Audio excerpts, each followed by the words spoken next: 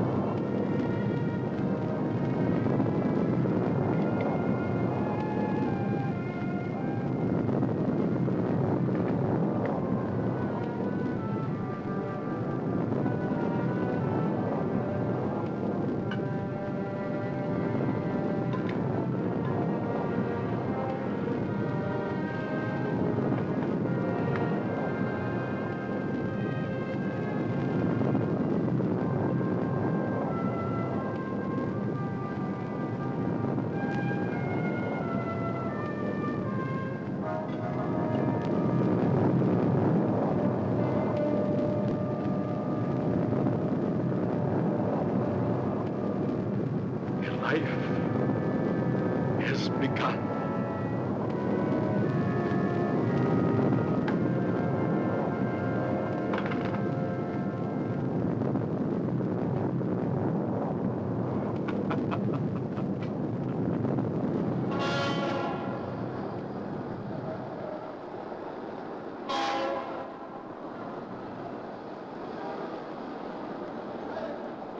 People.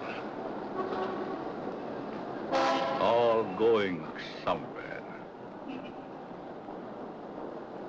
All with their own thoughts, their own ideas. All with their own personalities. One is wrong because he does right. And one is right because he does wrong. Pull the string. Dance to that which one is created for.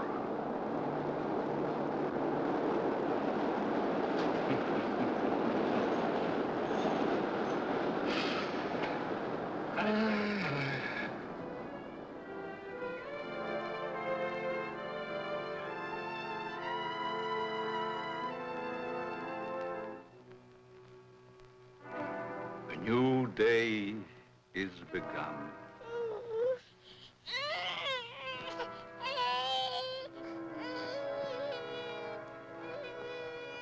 A new life is begun.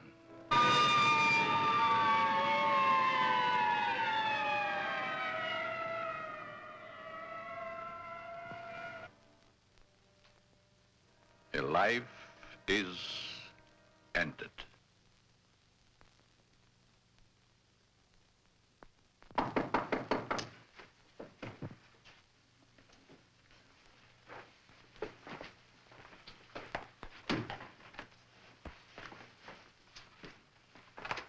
Let me see that note.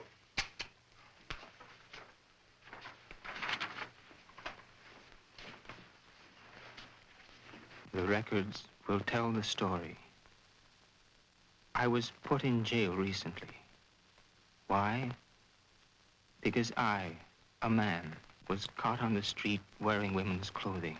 This was my 4th arrest for the same act. In life, I must continue wearing them. Therefore, it would only be a matter of time until my next arrest. This is the only way. Let my body rest in death forever in the things I cannot wear in life.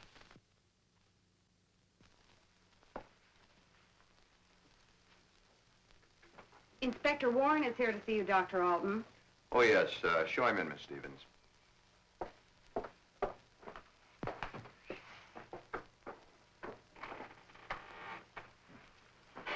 Inspector? Doctor? Sit down. Thank you.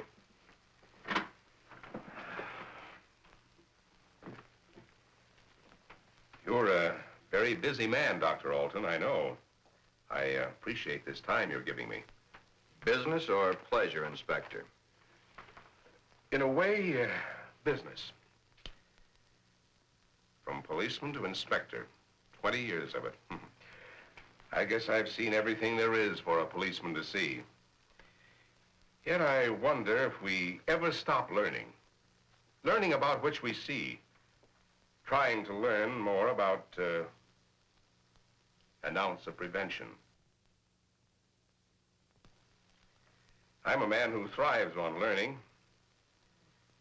We only have one life to live. If we throw that one away, what is there left? Doctor, I'm hoping to learn something from you.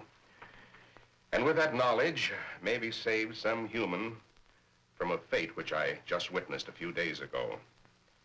A 4-time loser. This type of case comes to me as well as yourself many times during the course of 1 month. The suicide? The suicide. Most of us have our idiosyncrasies. This fellow's was quite pronounced. Yes, but I wonder if it rated the death warrant it received. Well, that's why I'm here today, Doctor. What do we do about it? I've always heard you to be a hard-hearted policeman, Inspector. Isn't that what's thought of most policemen? The laws are written. The policeman is hired to see that those laws are enforced. We have a job to do. As in most jobs, there's always somebody who doesn't want that job to be done. In most factories today, the employer has put up suggestion boxes. Even the employer needs advice once in a while. I think in the case that we're referring to, I need advice. Maybe it shouldn't have happened as it did. But it did. Perhaps the next time we can prevent it. Let's get our story straight. You're referring to the suicide of the transvestite? If that's the word you men of medical science use for a man who wears woman's clothing, yes. Yes, in cold, technical language, that's the word. As unfriendly and as vicious as it may sound. However, in actuality, it's not an unfriendly word, nor is it vicious when you know the people to whom it pertains. Would this operation do these people any good? I understand you were quite prominent in a case that hit the headlines a few weeks ago. In some cases, yes. Others, no. Well, the papers certainly had a field day with that one. Strange as it may seem, even though it was a field day, as you so aptly put it, it's not a new story. Sex change has been performed many times. Those whose sex can be changed, they're the easy ones. But what of those who so desperately want to be of the opposite sex, yet can't change their sex? Such as was the case with Patricia, the suicide. I'd like to understand this, Doctor, as best you can tell me. You can only fully understand the sex change by taking 2 entirely different cases. 2 men with exactly the same background, from childhood to manhood and on to their own decisions and destinations. I'd like to hear the story to the fullest. Only the infinity of the depths of a man's mind can really tell the story.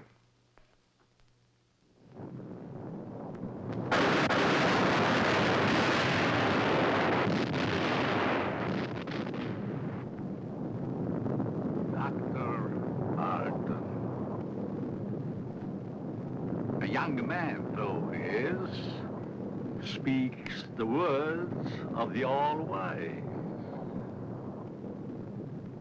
No one can really tell the story.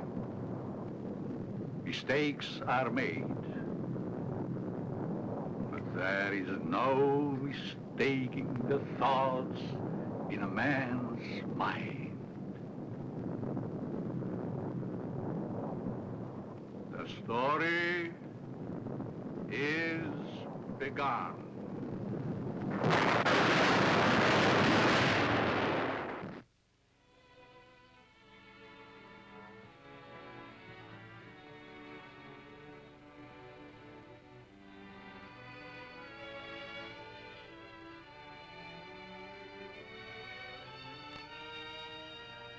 One might say, there, but for the grace of God, go I.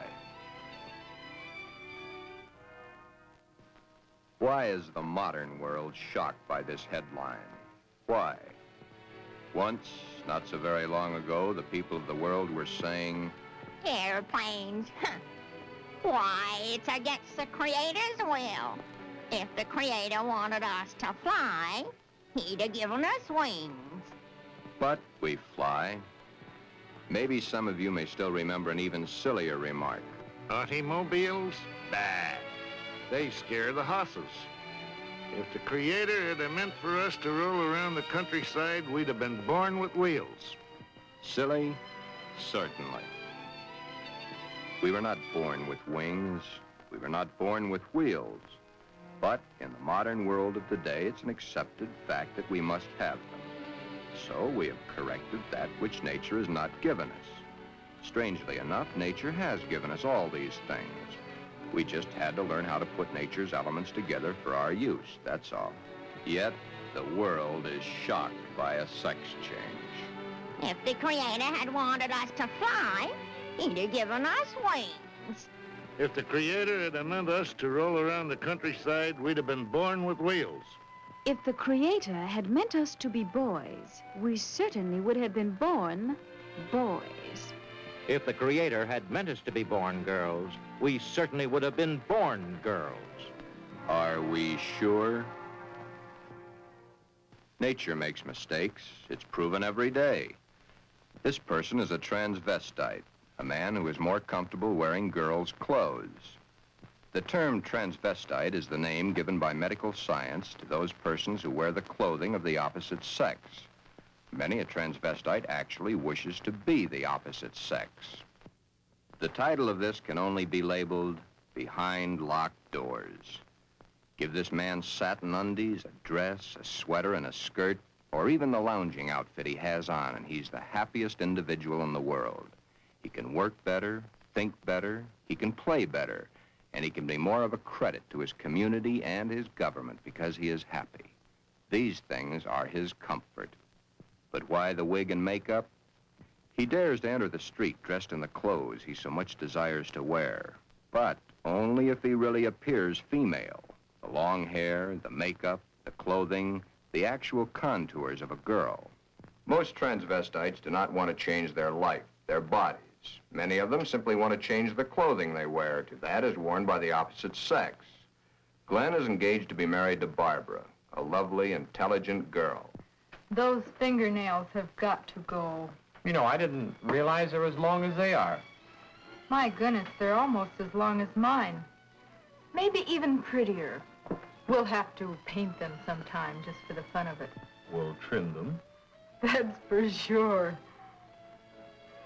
You know, honey, you've invited me to dinner so many times in the last couple of months. It's almost like we were married already. I wish we were, darling. It's been a long year. For both of us. But now, my studies are through, college is concluded, and I'm free at last. Free? For the time being. Huh? Oh. How about joining me for an after-dinner drink? The living room? Mm-hmm.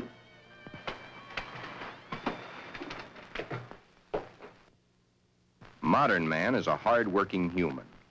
Throughout the day, his mind and his muscles are busy at building the modern world and its business administration. His clothing is rough, coarse, starched, according to the specifications of his accepted job. At home, what does modern man have to look forward to for his body comfort? The things provided for his home, a wool or flannel robe, his feet encased in the same thick, tight-fitting leather that his shoes are made of. These are the things provided for his home comfort. It doesn't look so comfortable, does it? And get the hat. Better still, get the receding hairline. Men's hats are so tight they cut off the blood flow to the head, thus cutting off the growth of hair. 7 out of 10 men wear a hat, so the advertisements say.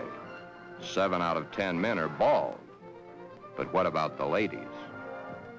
Yes, modern woman is a hard-working individual also, but When modern woman's day of work is done, that which is designed for her home comfort is comfort. Hats that give no obstruction to the blood flow. Hats that do not crush the hair. Interesting thought, isn't it? Just for comparison, let's go native, back to the animal instinct. There, in the lesser civilized part of the world, it's the male who adorns himself with the fancy objects, such as paints, frills, and masks. The true instinct, the animal instinct, bird and animal life. Is it not so that it's the male who is the fancy one? Could it be that the male was meant to attract the attention of the female? What's so wrong about that? Where is the animal instinct in modern civilization? Female has the fluff and the finery, as specified by those who design and sell. Little Miss Female, you should feel quite proud of the situation. You, of course, realize that it's predominantly men who design your clothes, your jewelry, your makeup, your hairstyling, your perfume. But life, even though its changes are slow, moves on. There's no law against wearing such apparel on the street, as long as it can be distinguished that man is man and woman is woman. But what is it that would happen were this individual to appear this way on the street? You're doing it now, laughing. Yet, it's not a situation to be laughed at. Thus, the strange case of Glen, who was Glenda, one and the same person, not half man, half woman, but nevertheless, man and woman in the same body, even though by all outward appearances, Glen is fully and completely a man.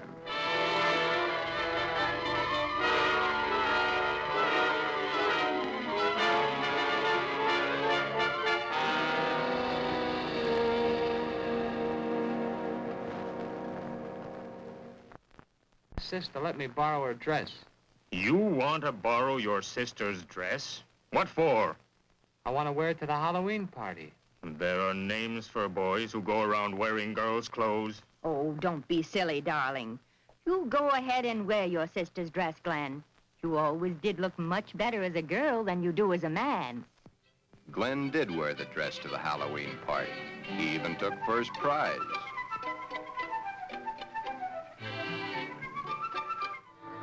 Then one day it wasn't Halloween any longer.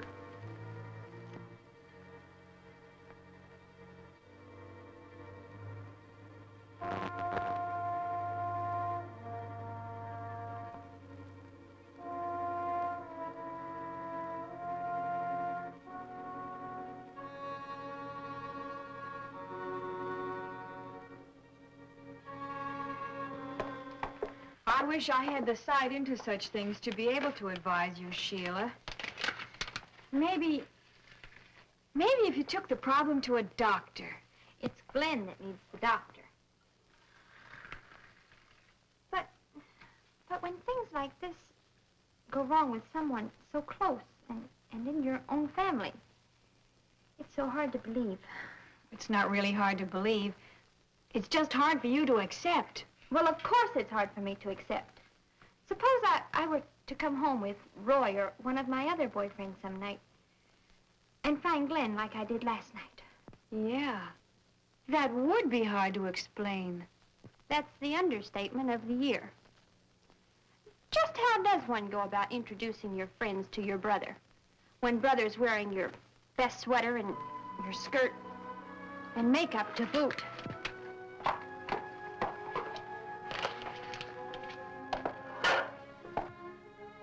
Glen is a transvestite, but he is not a homosexual.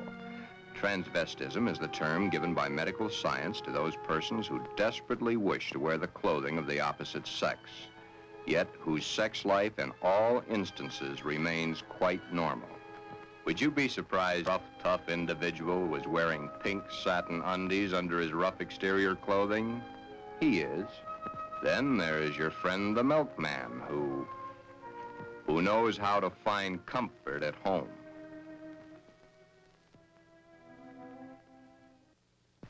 I can't stand it any longer. He wears all my clothes. Nothing is sacred to him, even my briefs. He has every one of my sweaters stretched out of shape. Of course, he has always replaced them. But then, they didn't last long either. But, Your Honor, ruffles on his shirts and shorts. Really? Glen and all the hundreds of thousands of other Glens across the nation face quite a problem. Glen is engaged to be married to Barbara, a lovely, intelligent girl. The problem, Glenda, Glen's other self. The girl that he himself is, his other individual personality. You look tired tonight, Glen. Yeah, I guess I am. It's been a long day. Have you seen the paper yet? No, why? Isn't that a strange case? I wonder how some people's mind works. Well, some people aren't happy the way they are. That's a pretty drastic step to take. If it's the only way, I'm for it. I wonder what I would do in a case like that if I were in the mental turmoil that that person went through. Or if I suddenly realized that something was mentally wrong with you. Ooh, it's hard to visualize. Here we are, two perfectly normal people, got to be married and lead a normal life together. And there's this poor fellow who never could have been happy if it wasn't for modern medical science. Our fourth term in psychology explains a lot of the facts, but I'm afraid the end of study is only the beginning of reality. Glen's problem is a deep one, but he must tell her soon. She's begun to notice things. His nails, his eyes when he looks into a lady's store window. So many of the little things that are hard to hide. Soon she will realize. Then there was the time Barbara was wearing the sweater Glen had always wanted to feel on his own body. It was becoming an obsession to him. He must have. What's the matter, Glen, darling? I guess I was daydreaming. Something seems to be troubling you. Why don't you tell me? It's nothing. Once, long ago, just after we started going steady together, we promised we'd never lie to each other. Are we gonna start now, just because we're engaged to be married? It's just that... Oh, Barbara, it's nothing that a little sleep won't cure. It's been an awful long day. It's more than that. Come on, tell me, darling. Who knows? Maybe I can help. That's just it. You could. Then something is troubling you. Yes. Do I have a right to know? You have a right to know. But let's just say for the moment that I'm afraid to tell you. I'm afraid I'd lose you. Nothing could be as bad as all that. I love you, and you love me. And nothing in the world can change that. I hope not. I really hope not. Glen, is it another woman?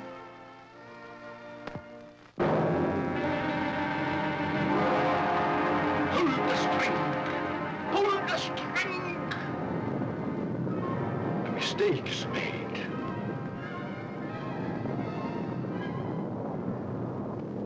A story must be told.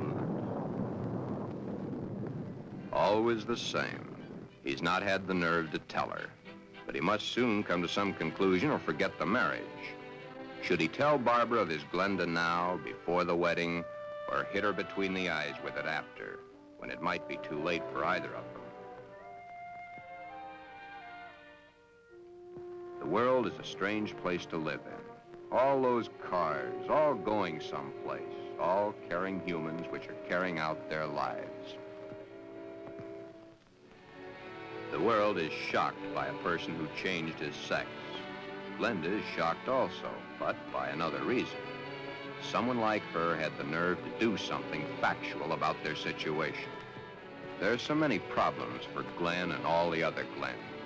Perhaps the fear of discovery of the underthings they wear beneath their regular outer clothing, or that which they wear during their nightly visit to Morpheus, god of sleep. Thank you very much, and I'm sure she's going to enjoy it very much. If you want to return it, be sure that you bring the sales slip. Thank you.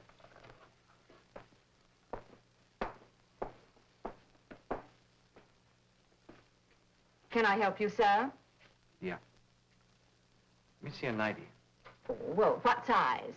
12. The color and the material? Black? I'm very sure. Just a minute. Well, we have this here. Would you like that? Something like this? Has lace? Yeah. Perhaps he admires the material too long. You can see how sheer the material really is. Yes. You see, it's all pure nylon and only $21.95. And of course, it will never snag.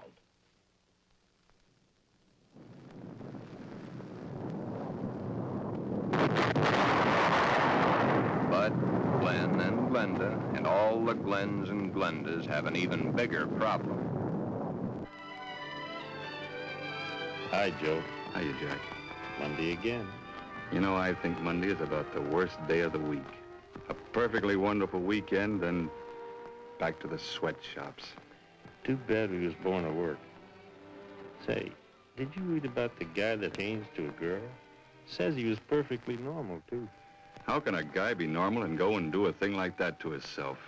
All the same, it must take a lot of guts to pull a stunt like that. That's a problem I don't ever intend to face. Maybe it's a problem we should all face. I don't get you. Just think of the unhappy life. The miserable time this world of ours must have given that poor guy. I still don't get you. Now, here is a guy who wanted to be a girl. Supposing there had been no way to change. You sound as if you're really head up on this thing. I guess I am.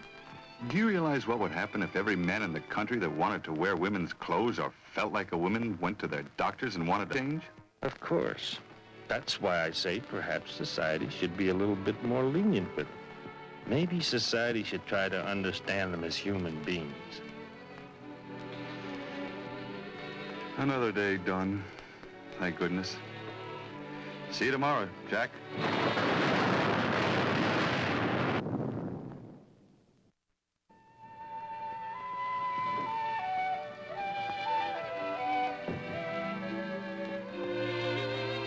Hi, Glen. Hi, Johnny. Come on in and hit it right for the kitchen. I can't let that dinner burn. You know, I thought I was going to have to eat alone tonight. Well, you probably will because I've already eaten.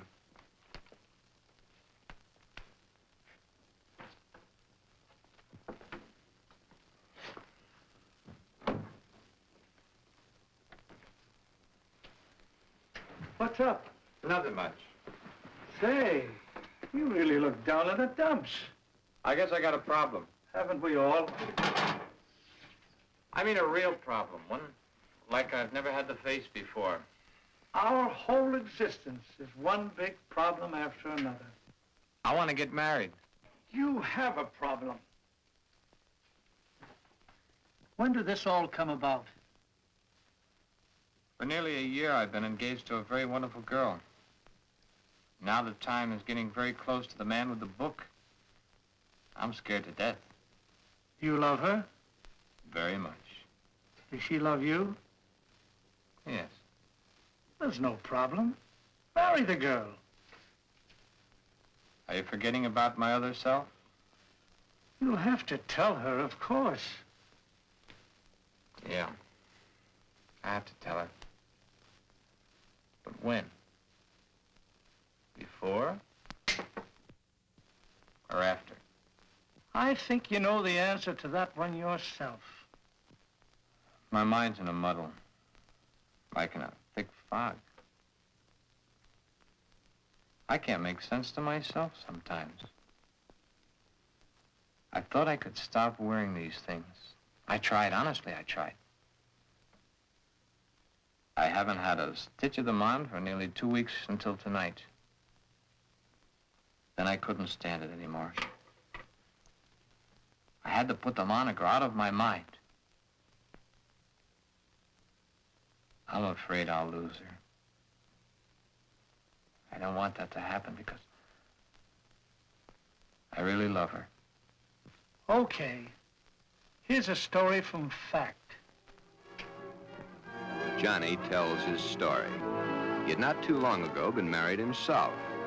He'd kept quiet about his transvestite desires in the hopes that the new wife would never discover it. However, one day, the little woman came home unexpectedly an hour early.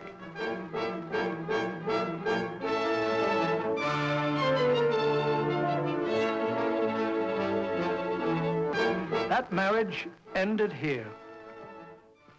Will your problem be like mine? Most probably it will. Because the love hasn't been built up for such a thing. She, your wife, she will not have been taught enough about the problems to cope with it. Glenda must now make her decision, or forever forget the marriage to Barbara. Glenda should consult a competent psychiatrist, but then very few transvestites wish to change their strange desires. This is their life. To take it away from them might do as great a harm as taking away an arm or a leg, or life itself. Many even carry their transvestite desires to the grave with them. Yes, it is a problem. But Glenda, remember back almost a year ago when Glen and Barbara accepted each other? Okay. That's the 6th time you've said goodnight. I guess it is. Look. Come on over here a minute. What is it? Never mind, just sit down.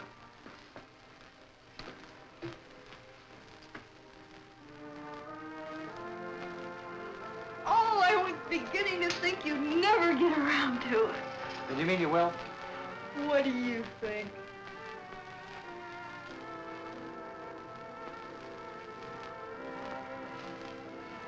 When? I must finish college first. It's only 7 months to go. Well, now, that's hardly long enough for you to get a trousseau together. How would you know about such things?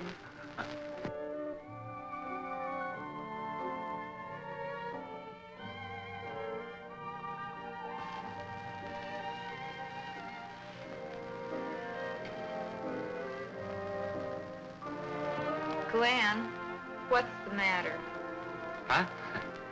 All of a sudden, you seem 1,000 miles off. Yes, I guess I was, huh? That's a mighty pretty dress you're wearing tonight. I wear my best to please you. You know, when you look at me, you just tie me in knots. I love to tie you in knots. Oh, I'll be so happy when these next few months are over. Some special reason? Of course. So you can stop kissing me goodbye at the door every night. Yes? So you can hold me close to you always. Yes?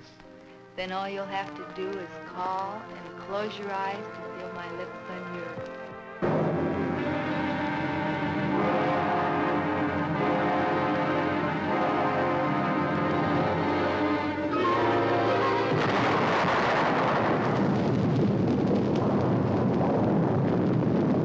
Beware, beware, beware of the big green dragon that sits on your doorstep.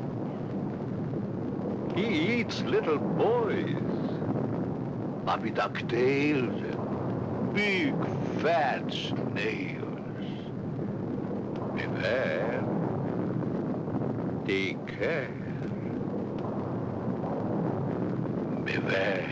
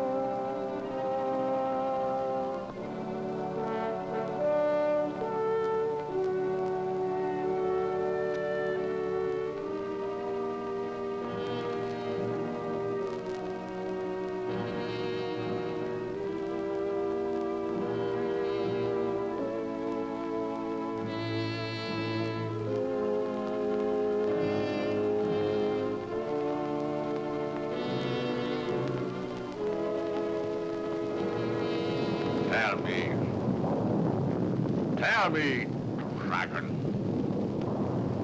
do you eat little boys? Puppy ducktails and big fat snails? Puppy dog tail, puppy dog tail, puppy dog tail. Everything nice, everything nice. Ha, ha, ha, puppy dog tail.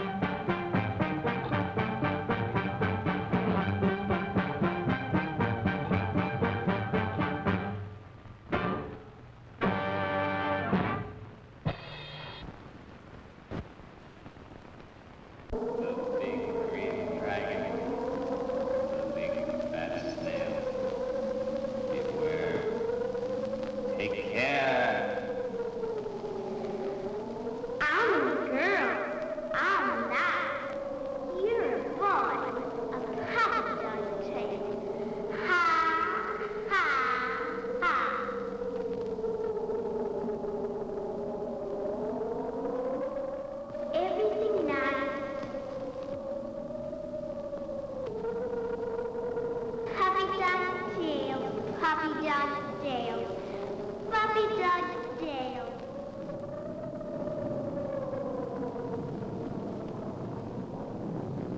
I'm a girl. I'm not. Everything nice. Everything nice. Ha, ha, ha. Puppy Dog's tail.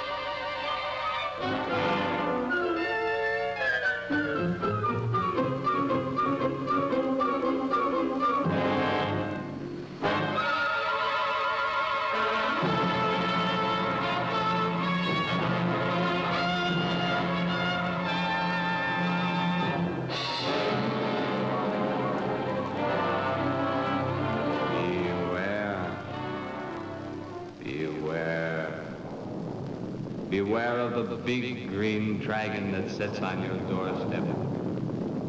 He eats little boys, puppy dog tails, and big fat snails. Beware, take care. Beware.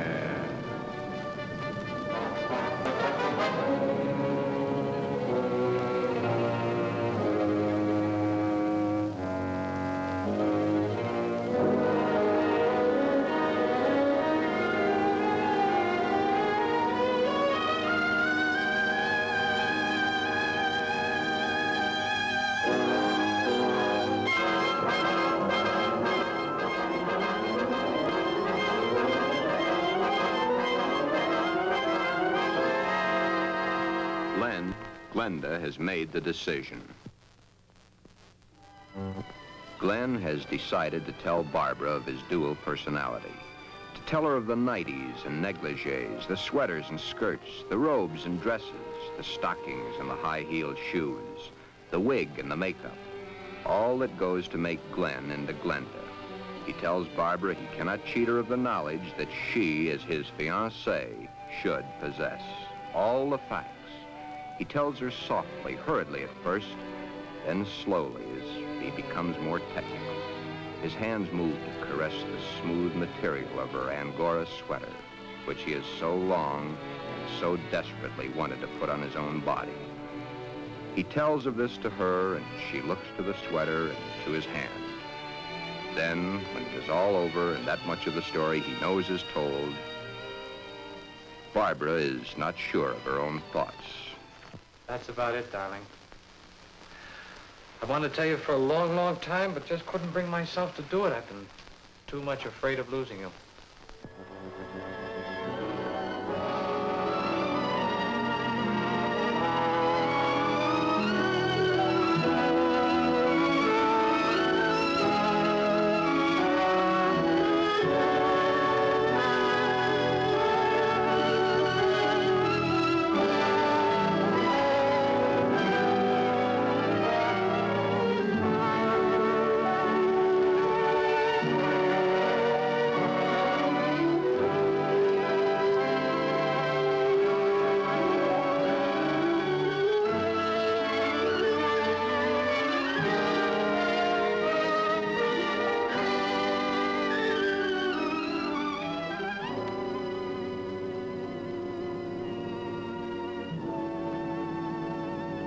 Glen, I don't fully understand this, but maybe together we can work it out.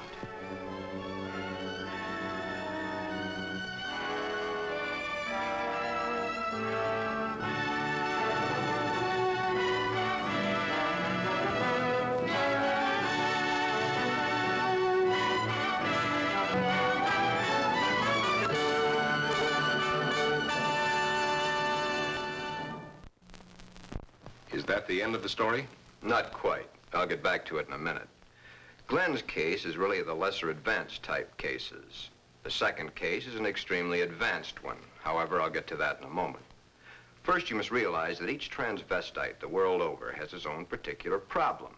Each case must be handled individually according to the person, his past life, and his problem. And he isn't a hermaphrodite? No more than he's a pseudo-hermaphrodite. Glen's case was entirely of his mind, brought on by the environment of his early youth. What about their children, Doctor? Would their children become the same way their father is? No. Transvestism is not hereditary. Well, what makes these men want to wear girls' clothes? Many things. But as I've said before, it usually starts in early childhood from one cause or another. Technically, each case has the same beginning, just a different set of circumstances. Are any of them actually cured? Oh, yes, many, many of them. Once the source of supply is found, it can be stopped, unless the patient refuses to cut off that source of supply.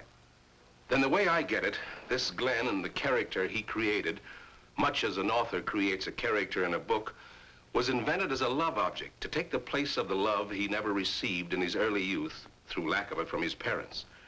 The character was created and dressed and lives the life the author designs for him to live, and dies only when the author wants him to die.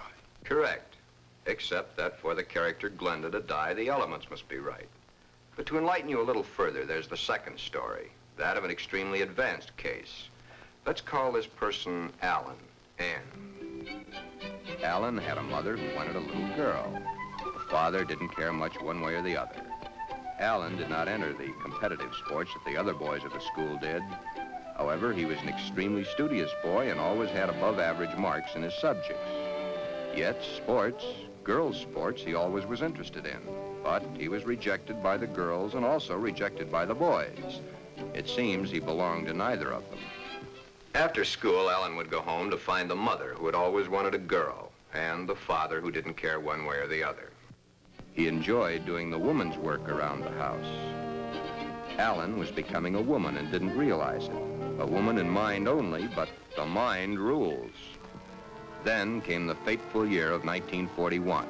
Alan was drafted. He was accepted. In the Army, he successfully passed his vigorous training. He did not like it, but then there were the weekends for his particular diversions. On his weekend passes, he would go to the nearest town where he had a suitcase checked in a public locker. In the suitcase, he had the things he loved to wear, that which made his body appear to be what his mind believed it was. Then the day of embarkation came. But wherever Alan went, the suitcase was sure to go.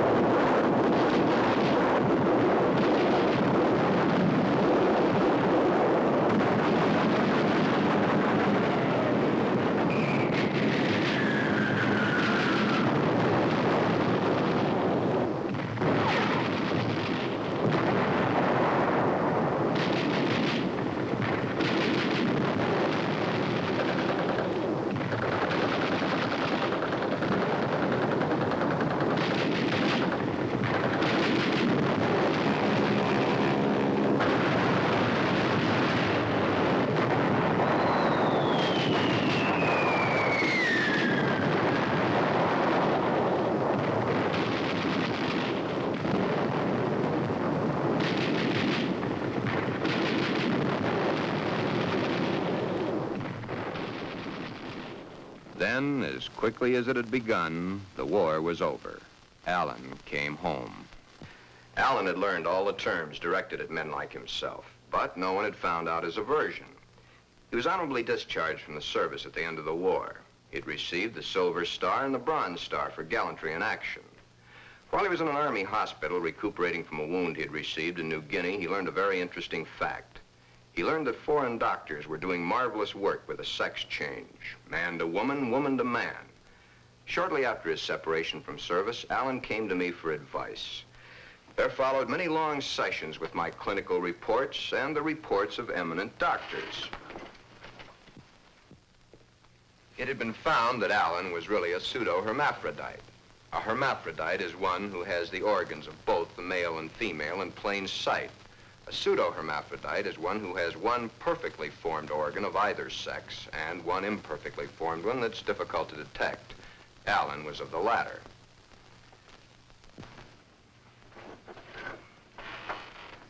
Alan was then given his choice. That which nature had given him was a mistake. It was up to us to correct that mistake one way or the other. Alan had to decide whether he wanted to become a man or she wanted to become a woman. Both were completely possible. Small-boned, fair of complexion, his hair thin like a woman's, his body slim, hips slightly girlish. It was easy to see his decision, along with the fact that he had been brought up from early childhood to believe that a woman was the thing to be. Alan decided to become a woman. This, after all the help I could give him, was only the beginning. During the following 2 years, he was to go through the tortures of the damned. But never was there a whimper from him because he knew that at the end of it all, he would at last be that which he had always dreamed. Hundreds of hormone shots were injected into various parts of his body. Alan's face was worked on with plastic surgery to smooth out the female elements. Long, tedious hours of work. The big day, or the starting of many big days, for it was to take many. The series of operations are performed slowly and at intervals to prevent any unnecessary shock to the nervous system. Still, the hormone shots continue, day after day, week after week, month after month. And even then, when the operation is over, the sex has changed, the shots must continue as long as Alan lives.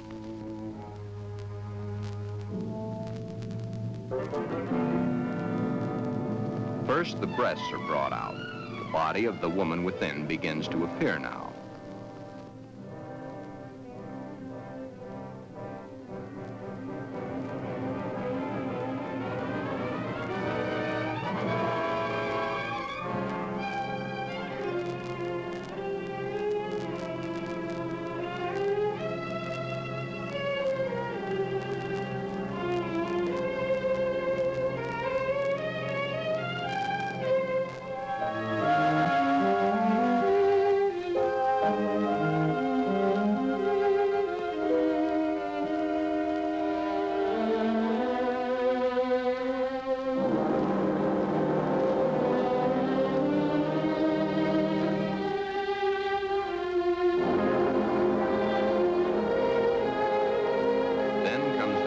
Surgery, the removal of the man and the formation of the woman.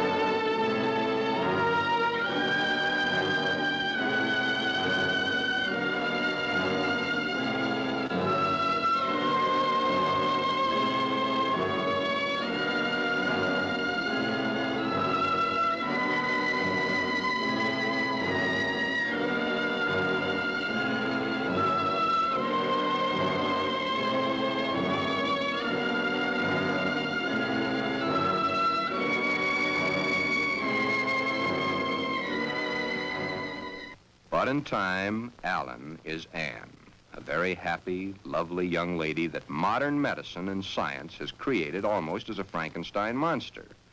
The newspapers heard of it and hit the story with their usual fullness. If the newspapers had not gotten hold of the story, it would have gone untold, unnoticed as so many others in medical history. The sex change has been performed hundreds of times. However, right here, in this particular sex switch, it's not the end. Acting the woman and being the woman are two entirely different things. Alan had all his life acted the part of the woman. Now he is that woman and must learn how it's done. Anne must learn how to do her own hair, how to make the correct styling for her facial contours. The proper walk must be adopted. A lady is a lady, whatever the case may be. Continuing my own psychiatric treatment, it was my duty now to explain to Anne the duty of a woman and her. Alan, of course, had known the man's, but he was soon to realize he knew very little about a woman's. Yet, through it all, Anne loved every minute of it. Anne was indeed meant to be a woman, and now that the sex change had been completed, Anne was a very happy woman, and a woman who was eager to learn, and now was accepted by society. A woman born at the age of 24, in a world that for 24 years she had seen as a man, but a woman who now would, and was properly instructed in how to accept, a woman's world. Thus, this case, which has a happy ending, is due entirely to the corrections made by medical science. I've had several such cases. In fact, in my 20 years of practice, I've been prominent in 7. However, my colleagues have had hundreds. Then you believe that the Glen of the first story should have the sex change? In Glen's case, no. No, indeed. Glen would never be happy with a sex change. The Alan of your story ended happy? I'll tell it to you exactly as I told it to them. Shortly after Glen told Barbara of his love for girls' clothing, he started treatments with me. On the last treatment, both he and Barbara came to me. I told him the same story of Alan, Anne, as I've told it to you, Inspector. Anne was a pseudo-hermaphrodite. Even though one of the sexes was imperfect, she had the organs and the characteristics of both the male and female. Glen's case is an entirely different type of case. Remember I said, no matter what the case, it's a different thing. A new problem to be looked into, then solved. A new challenge to the psychoanalysis. Glen's body holds only one sex, that of the male.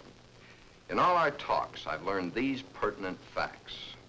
Glen's father had no love for his son. His father wanted Glen to be a football hero or a baseball player, so that he could brag to his cronies down at the corner saloon as his cronies bragged to him about their own sons. Thus, the ruse of Glen's fictitious character. He invented it when he could find no love from his mother and no love from his father. His mother had hated her own father. Glen reminded her of her father. Therefore, she gave all her affection, love, and attention to her daughter. Glen then decided also to become a daughter. Glen, you can kill this fictitious character of yours anytime you wish. For your happy ending, it's the only way. Then you think I can kill this second character by transferring her qualities to Barbara? Exactly. But as the author and his character, the elements must be right. It's up to you, Barbara. You must take the place, give the love, and accept the facts that Glenda has always accepted. If you love each other as you now believe you do, well, it'll be a hard job, but you'll enjoy doing the job. Should I let him continue to wear girls' clothing? Or should I put my foot down? If you put your foot down, you'd only go behind closed doors. Love is the only answer. Glenda must be transferred to you. Supposing Glen never gets over wearing girls' clothing. Would it matter to you very much? I love Glen. I'll do everything I can to make him happy.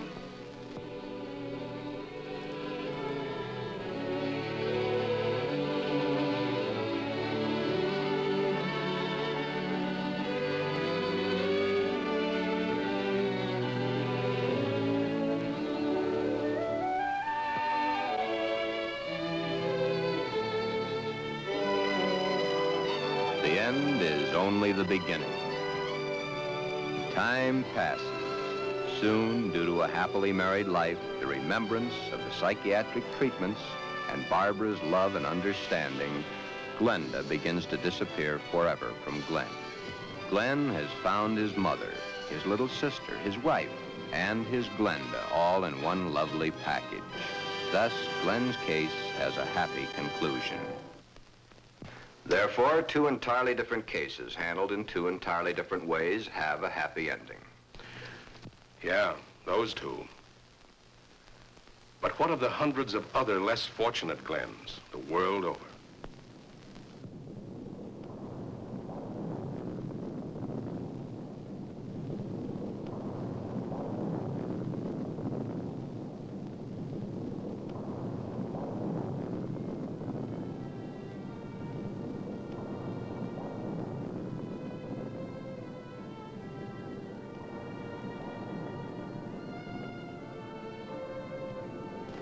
Yes.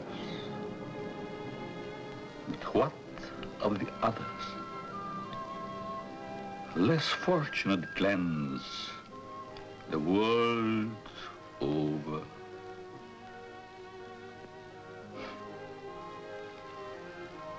Oh, snips and snails and puppy ducktails.